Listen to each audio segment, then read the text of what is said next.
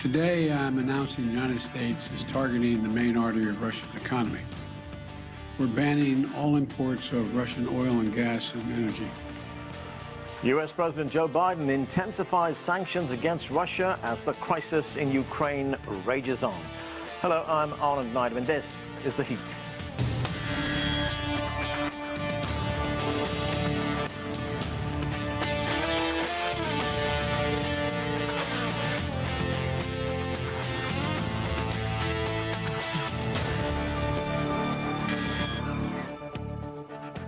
The United Nations says more than 2 million people have fled Ukraine since the conflict began almost 2 weeks ago. As casualties continue to rise, the Ukrainian and Russian delegations met for a third time Monday in Belarus, but there was no breakthrough. Foreign ministers from both nations are scheduled to meet in Turkey on Thursday. President Biden's decision to ban Russian energy imports was made knowing the action will impact American consumers. CGTN's Nathan King has the details. We will not be part of subsidizing Putin's war. That was the very direct message from US President Joe Biden as he buckled to pressure from Congress to actually announce a ban on essentially all Russian energy imports. That's oil, natural gas and coal as well. And the short answer is why? Well, they can kind of afford to. 3% of U.S. energy imports are from Russia, about 700,000 barrels a day, according to the White House, of both oil and refined energy products. This is not the case for the European partners of the U.S., and Joe Biden made that distinction in his prepared remarks. We're banning all imports of Russian oil and gas and energy. That means Russian oil will no longer be acceptable at U.S. ports, and the American people will deal another powerful blow to Putin's war machine. We're moving forward with this ban, understanding that many of our European allies and partners may not be in a position to join us. Now, of course, Europeans have their own strategy unveiled. They are going to try and move away from Russian natural gas by 2030 in a plan unveiled by the EU. The UK also announced it's going to cut off all oil imports from Russia in the course of this year.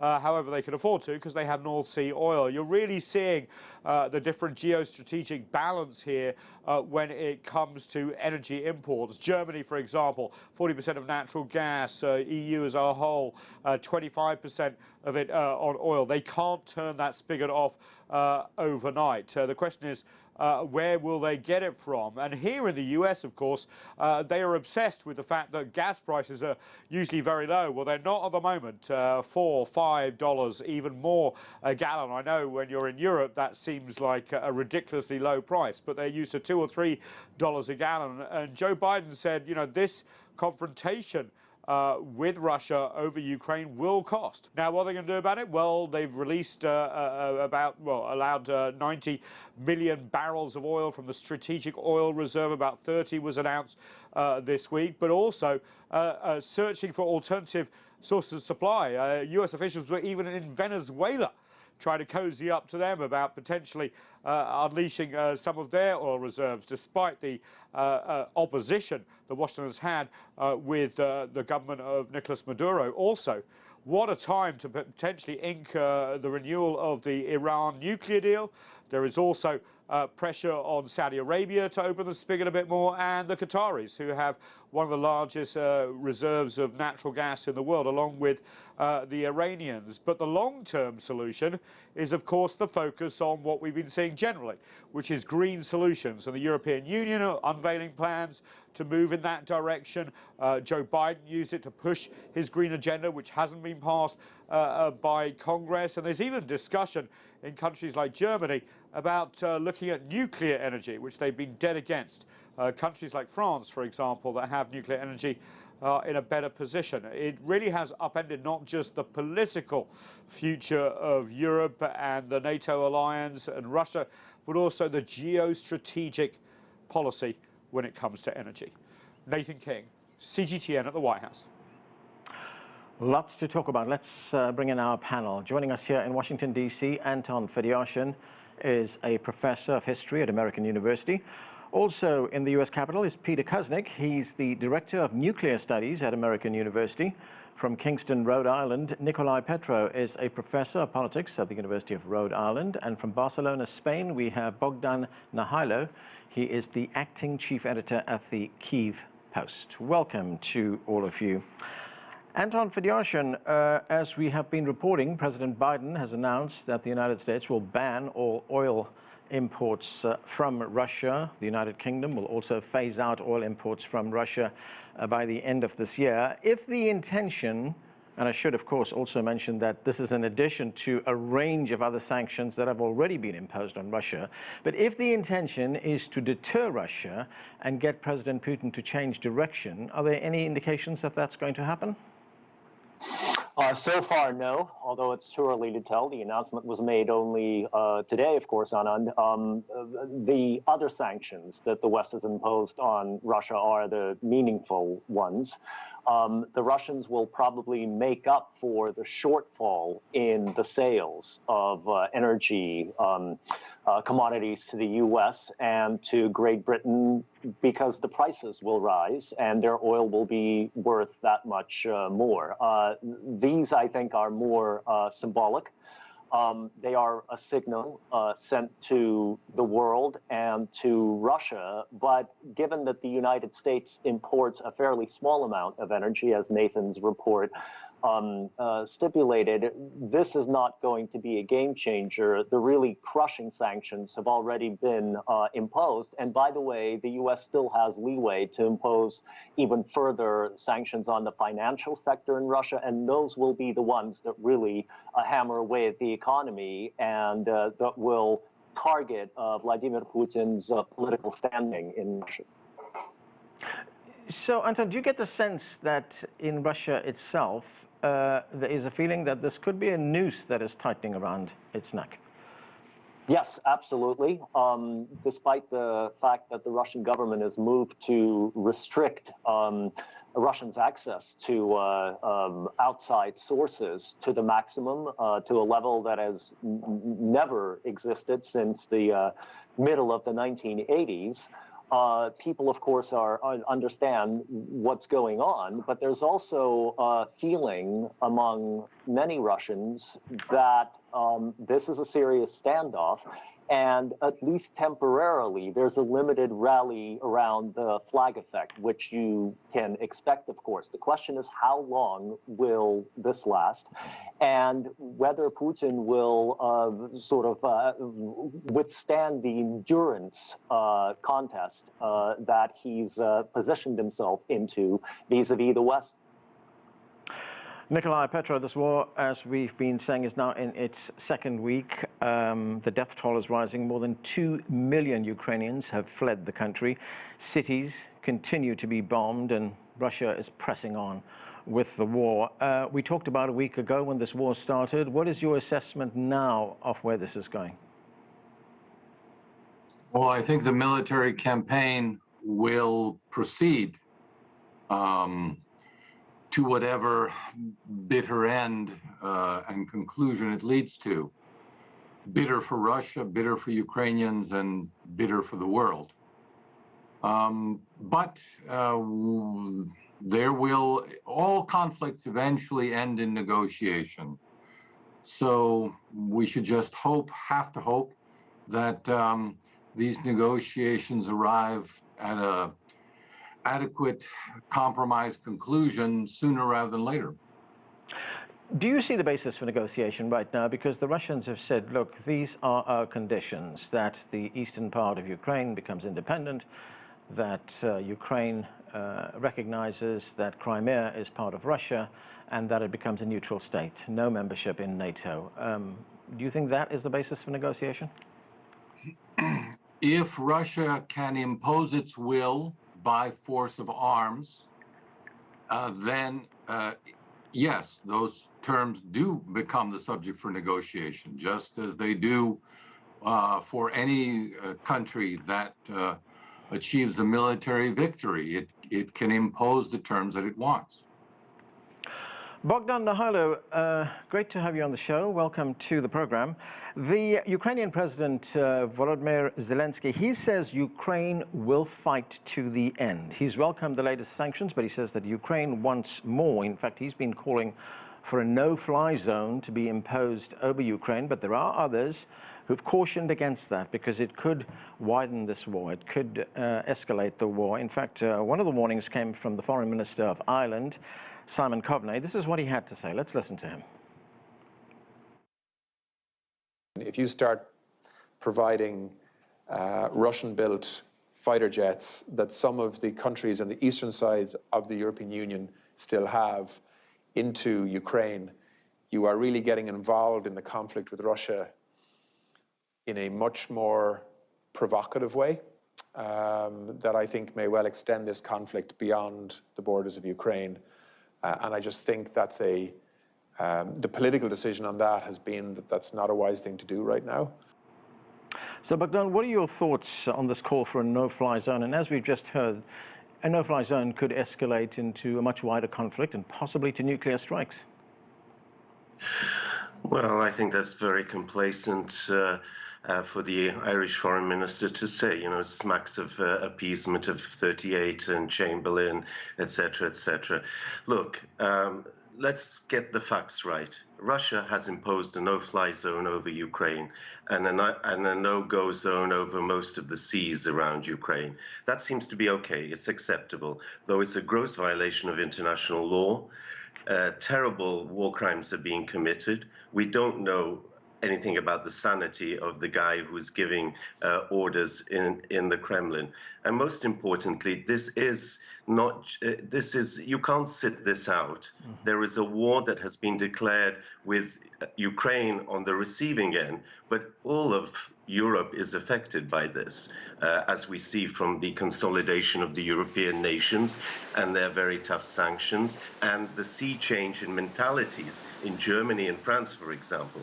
So this is not simply about Ukraine and watching as, 100 Guernicas occur in Ukraine today. This is about the rest of history. It's about how civilization will look, how the international order will look, and whether Europe and the North Atlantic structures will be able to contain the Caligula that is in Moscow at this time.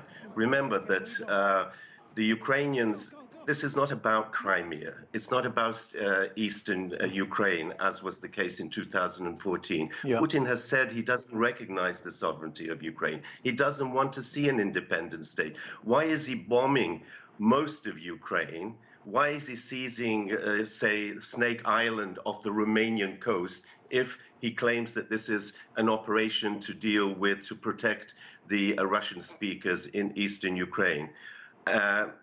This is nonsense. This is a 19th century imperialist gone crazy who wants to go down in history for some reason, for some warped reason, as the restorer of Russian greatness, regardless of the cost, regardless of his contempt for the international order. So this is not about just Ukraine. And to say today we call for peace, let's negotiate. Negotiate with what? With whom? With a guy who wants to destroy a country?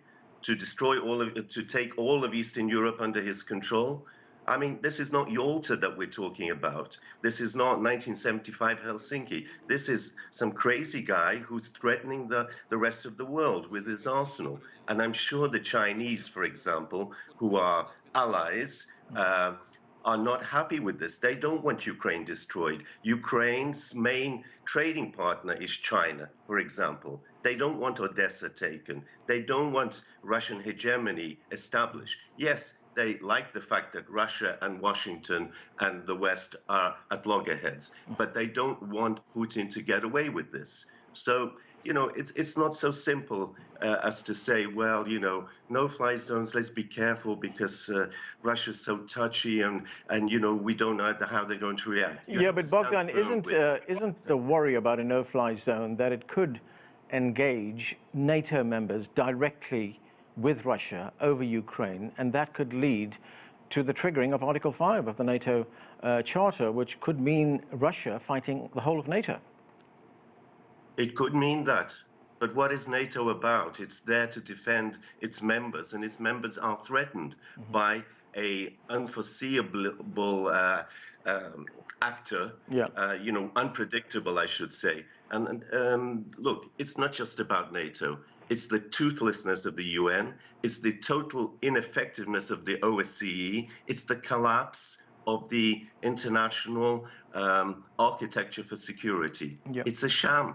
It hasn't worked. And this is what it's about. Okay, let me go to Peter. NATO has turned out to be a weakling. NATO we're talking about the skies now. Yeah, the fear. But NATO, given the veto imposed by Germany and France, Right. they wouldn't even supply defensive weapons to Ukraine when Ukraine was saying, look, okay, I want to go to Peter Kuznick and talk a little bit more about this. Peter, great to see you again. We haven't seen you for a very long time. The United States, of course, has imposed sanctions. United States and European allies have imposed sanctions on Russia. They are now sending weapons to Ukraine. European countries also sending weapons to Ukraine, and now there's this talk of sending planes, or at least planes that Ukrainian pilots can use to fight the Russians. But I want to talk about this escalation and this call for a no-fly zone over Ukraine. I mean, could it escalate to the point where there could be a miscalculation, there could be a mistake? The next thing, NATO's involved in a big way. And how soon does this escalate to the point where nuclear weapons are used? You are Professor of Nuclear Studies at American University here. What is your view on that? I certainly understand our Ukrainian friends' passion and sense of desperation in calling for a no-fly zone. What a no-fly zone means is the possibility of World War III, of the United States directly engaging Russia in an air war over Ukraine. The Americans have shown that they're willing to fight to the last Ukrainian, and now with Zelensky's call for a no-fly zone, the Ukrainians have shown that they're also willing to fight to the last American. We need a little bit more sanity here. Putin, we don't know if Putin has been taking a page from Richard Nixon's madman thesis, but he's certainly been acting and speaking irrationally. From the beginning, he started making nuclear threats. Then he raised the stature of Russia's nuclear forces to high alert. Then the Russian troops attacked near the largest nuclear reactor in Europe, setting fire to the buildings surrounding it. They've made clear that nuclear weapons are on the agenda again, which is madness. But the United States would be very wise not to provoke them any further. And Biden has actually been trying to ease the tension on that front. He's made clear that the U.S. is not sending troops and fighting in Ukraine. He canceled the ICBM tests that were supposed to go on this week. So there's a recognition. There's more talk now about the threat of nuclear war in the West, in the United States, than I've heard in decades. It's good that people are finally alert to that danger. It's sad that we're doing it in the context of it becoming a reality again and a possibility.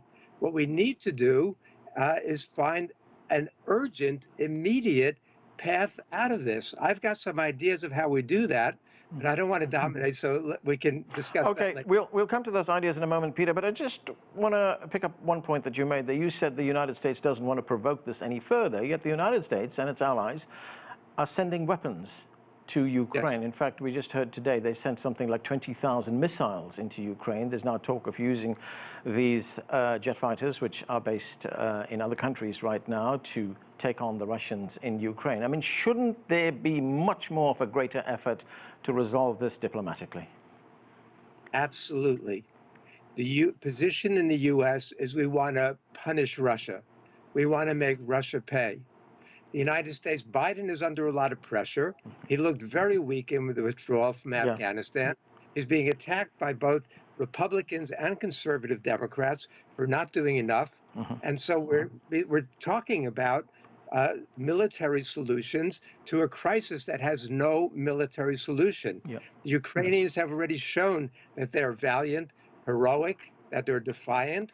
The Russian military has already been degraded in certain ways. Certainly, Putin's stature on the world stage like that of George W. Bush and Dick Cheney has been irreparably and deservedly diminished. But now that's been achieved. Let's get on now with discussing some of the ways to end this before there's much worse bloodbath and humanitarian catastrophe inside Ukraine and very possibly spiraling out of control on a global scale. Anton, Fedyashin, in a very short space of time, this war has had a devastating impact on Ukraine. As we reported earlier, 2 million Ukrainians have now left the country. They've fled Ukraine and their homes. We're also hearing that Russians are leaving Russia because they're fearful of the impact of sanctions and the war that could have on them as well. They're leaving via land borders. I mean, this is a refugee crisis that Europe has not seen since World War II. And I'm wondering, what is the potential for this refugee crisis and what is happening now in Ukraine to destabilize Europe? I think there's less of a danger of this destabilizing Europe as a whole. Europe is sufficiently rich to actually absorb enormous amounts of people if it approaches that question with humaneness and some financial savvy, which does, I mean, that's not going to solve the fundamental crisis and the tragedy these people are going through. But one of the questions that, Anand, your question is pointing to is the economic future of Ukraine itself. And this is something that is, for understandable reasons, not being debated terribly actively right now because everything is eclipsed by this acute military tragedy that we're seeing. But Ukraine was already the poorest country in Europe before the military stage of this crisis began, and it is only going to get worse from now on. The key for Europe right now is to really try to bring this to a close as fast as possible, and then to start figuring out how to rebuild this country, because not only are people fleeing it, but its economy is tanking. Let me just remind everyone of one very important factor. This is sowing season in the southern part of Eastern Europe. Late February, early March is when the sowing season begins, and that is already been subverted, and which is why I think that food prices will be going through the roof in the next 12 months, not only because of the questions of oil and gas and energy, but also because of the significantly smaller space allotted to wheat, corn, soy, sunflower, and everything else. So this is a truly catastrophic crisis also in terms of its economic impact, which we haven't even begun to really wrap our minds around. Nicolai, Petro, what are your thoughts on this being resolved in the short term? How short is short? Well, within the next few weeks. I think it's actually likely to be resolved in the next few weeks. I have difficulty seeing this conflict continue at this intensity for more than a month, but there'll be a lot of recuperation and healing to do afterwards. I think what we all need to be striving for throughout this process is an honorable peace for all. The more we can move away from hostility and vengeance, the better it will be for all the parties involved. What is an honorable peace, Nicolai? An honorable peace is one that all the parties agree gives them something that they can hold up and claim they got out of this process. All the parties. Bohdan, would that be acceptable to Ukraine, an honorable peace where everybody gets a little bit, they don't get everything, but they get some of what they've been asking for? It's classic compromise and diplomacy. Will that end it? No, I'm sorry. I consider that insulting. You know, half of Ukraine's towns and cities have been bombed, destroyed, thousands of people killed. Who's going to pay for this? The West is going to pay. We need reparations from Russia. We need Russian leaders in the dock in The Hague as war criminals. We need a Nuremberg process. If we don't want this to happen again, that's what we need. We don't just sit around a table and pretend it didn't happen. We don't just have a Dayton and we say, okay, let's divide things up. You know, I mean, look, the Ukrainians are not going to put up with that, even if they don't get a no-fly zone. a partisan war will continue. They will hope that sanctions will bite very hard in Russia, that the Russians will get demoralized, and that there will be a palace coup, or at least there will be some attempt to remove the maniac that is behind this. And you know, the honorable peace is Russia is finally put in its place. Its wings are clipped, and it is told to act as a responsible member of the international community, Yeah. and not throw its weight Bohdan, around. But repair the damage that has been done. Let me ask you this. We don't have too much time left, but I'd like to get your view on this. Could this have been avoided? There was complaints from Russia about the expansion of NATO eastwards. There was talk of Ukraine joining NATO. Could it have been avoided by NATO giving Russia the assurance that it would remain neutral, it would not become a part of NATO, and that would have taken, it would have addressed the Russian security concerns? Sure, we would have caved into the Russians. We would have been a protectorate of Russia. Yes, of course, it would have been convenient for German business, for French business, for other countries. Yes, but no, the Ukrainians have a right to self-determination, like the Poles, like the Balts. They want security. They want to belong to Europe, not to Eurasia, right? So no, that wouldn't have worked. Okay, we accept that NATO wasn't prepared to accept us, but then EU membership, you know, the economic links, the trade, and the symbolism of belonging to Europe, that could have worked. But when you have somebody saying you don't exist as a separate people, you don't have a right to your state, who the hell is this? Okay, Peter, who is Mr. Putin? What right does he have to say that? All right, Peter Kuznick, in the 1 minute we have left, unfortunately, you said that you have some ideas about how this could be resolved. If you could just give us those very briefly, please.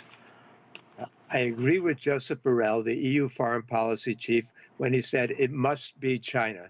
China's got friendly relations with Ukraine, heavy economic investment, Belt and Road Initiative investment there, and they say they respect Ukraine's territorial integrity and sovereignty. They've also got, as we know, very close relations with Russia. Putin is Xi's best friend, he says. They said they understand Russia's concern about NATO expansion, encroachment, and they agree with that. It's very much in China's interest. Xi Jinping is viewed very negatively around the world. 70% of people in the United States or more view him negatively. The same thing in much of Europe. Xi has got to take the initiative. Wang Yi, in his foreign policy speech yesterday, said that they're happy to negotiate, but if the world asks him to do it, he's got to have a sense of much greater urgency. Right. This is a crisis right now, and China is the only one that could be an honest broker and represent the interests of everybody in a peaceful way of resolving this. Okay, and that's where we have to leave it. Thanks to all of you for being with us. I'm Anton in Washington, D.C. Thanks for watching.